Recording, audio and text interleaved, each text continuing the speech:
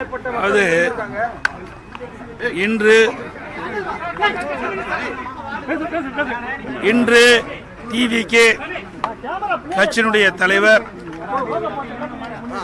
திரு விஜய் அவர்கள் கரூரிலே பொதுக்கூட்டத்திலே பேசிக் கொண்டிருந்த பொழுது கூட்ட நெரிசல் ஏற்பட்டு மூச்சு திணறி பல பேர் இறந்துள்ளதாக செய்திகள் வெளிவந்துள்ளன.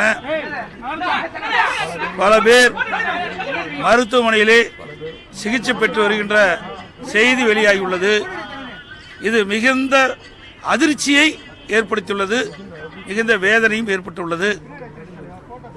மருத்துவமனையில் சிகிச்சை பெற்று வருகின்றவர்களுக்கு அரசு உரிய முறையிலே சிகிச்சை அளித்து அவர்களை காப்பாற்ற வேண்டும் என்று இந்த நேரத்தில் கேட்டு இறந்தவர் குடும்பத்திற்கு எனது ஆழ்ந்த இரங்கலையும் வருத்தத்தையும் தெரிவித்ததோடு அரசு இறந்த குடும்பத்தாருக்கு நிவாரண உதவி வழங்க வேண்டும் என்று கேட்டுக்கொள்கிறேன். அதாவது என்ன செய்தியில் தான் நான் பார்க்கிறேன் ஒழிய என்ன நடந்தது என்பது எங்களுக்கு முழுமையாக தெரியாது. இந்த ஊடகத்தில் வருகின்ற செய்தியின் அடிப்படையில் தான் இந்த கருத்தை சொல்லியிருக்கிறேன். முழுமையாக எனக்கு விவரங்கள் தெரிந்த பிறகு நான் முழு விவரத்தை தெரிவிக்கிறேன்.